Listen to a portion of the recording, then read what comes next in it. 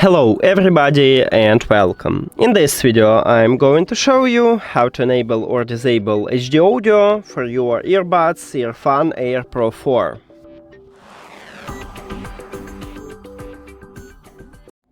So, to enable or disable HD audio, we need to enter to the developer options. If you don't know how to enable developer options on your phone, you can check video at this channel, we have it just for your device. After you enable it, we need to go to the settings, then to the system, and in the system, at least on stock Android, we have developer options.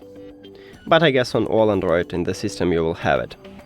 Now you need to scroll down and you need to find Bluetooth audio codec, but you can use a search and write HD right here. Here it is, we have HD audio, what located in the developer options.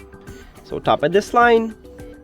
Now, when this mode disabled, you will use only SBC codec. To enable it, you need to tap one time at the slider near to it if the slider have empty background. After you enable it, you can now swap between Bluetooth audio codecs. So you just click on it and select the best one for you. To disable HD audio, you need to also tap one time at the slider, but if the slider have colorful background. And that's it. Thank you for watching this video. If you found it helpful, please consider subscribing to the channel and leave the like on the video. See you later!